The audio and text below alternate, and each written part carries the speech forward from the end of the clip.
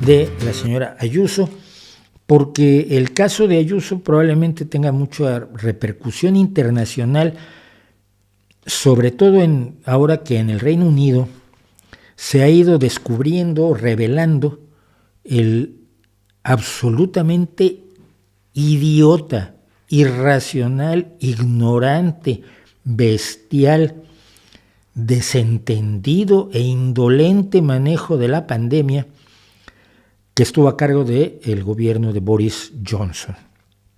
Como me decía Mulet el otro día en un tweet, o sea, no votes por gente que no se peina. Es que, a ver, si alguien no puede en la mañana peinarse un poco, no creo que tenga capacidad para mucho más en la administración de un país. Los horrores del gobierno de Boris Johnson están saliendo a flote. Apenas empezó todo esto con la historia de las fiestas que se armaba y las borracheras que se pegaba Boris Johnson con su gente, mientras prohibía a los británicos ir al entierro de su mamá y de su papá que habían muerto de COVID.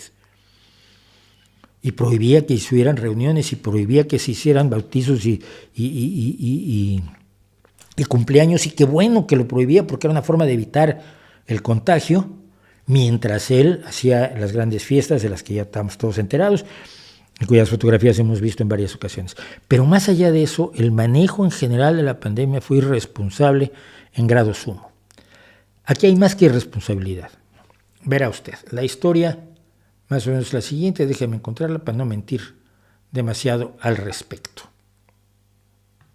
Que tenía yo mis notas aquí, siempre trabajo, ustedes saben que trabajo con notas y no trabajo con guión porque me gusta improvisar y me gusta jugar con los datos que doy. Bueno, la historia es la siguiente. Cuando empezó la pandemia en marzo, la señora Isabel Ayuso, que es presidenta de la Comunidad de Madrid, el gobierno de la señora Ayuso, su consejero de Sanidad, con la autorización de ella, se supone, aprobaron el 25 de marzo un protocolo, merced al cual la gran mayoría de los enfermos de COVID en residencias de ancianos de Madrid no podían ser trasladados a hospitales para ser tratados.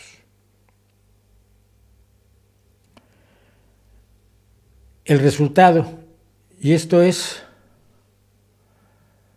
ojo, esto que contamos aquí es de 2020. Los documentos que demuestran que Ayuso miente sobre la orden de no trasladar enfermos de residencias a hospitales. Entre el 25 y el 30 de marzo, los 5 días siguientes a que se expidieron estos protocolos, fallecieron en Madrid 1.364 hombres y mujeres que eran residentes en residencias de ancianos, que a ojos de algunos sobrarán, pero a ojos de ellos probablemente no sobran, son gente que ya hizo su parte y ahora está disfrutando los años postreros de su vida en una residencia donde se les atiende bien y la sociedad les agradece que hayan empeñado sus esfuerzos en favor del mundo en el que viven, del país en el que viven, de la sociedad en el que viven, de su barrio, de su familia, de sus amigos. Solo el 13% de estos 1.364 residentes fue trasladado a un hospital y murieron allí, evidentemente. El 87% de ellos, o sea, más de 1.000, se les negó el traslado a un hospital para no sobrecargar el sistema sanitario que está bajo ataque en el gobierno de Ayuso y que ha sido desprovisto de medios para atender a la población durante los dos gobiernos de Isabel Ayuso, y se les dejó morir en las residencias, morir de COVID como perros. La mayoría habría muerto, no lo sabemos, probablemente, digamos que sí. ¿Alguno habría podido sobrevivir? Seguro que sí. Ese justifica todo el escándalo. Y no es uno, son miles. ¿Por qué? Porque a lo largo de toda la pandemia, en Madrid se produjeron 7.291 muertes en las residencias de personas a las que se les negó la atención hospitalaria. Estos son los cristianos, son los católicos del show. Estos no son los rojos que son medio ateos y luego y hay la separación Iglesia y Estado y esto. No, esto es el PP. Esto es la gente por la que vota la jerarquía eclesiástica española. Esta es la gente que se opone a que cuando alguien quiere morir bien, lo dejen morir bien y pueda morir dignamente. Estos son los que se oponen a una atención médica y social adecuada para las personas que tienen derecho a ella. 7.291 muertes en residencias de ancianos, que son muchos de ellos, por desgracia, impotentes para defenderse, que no tienen, ya no digo la fuerza física, que tienen problemas cognitivos propios de la edad. Bueno, cuando uno es mayor, cuando uno es joven es tonto, tiene derecho a volver a ser más tonto cuando terminan sus días, pero terminarlos de manera digna y terminarlos de manera protegida por la sociedad.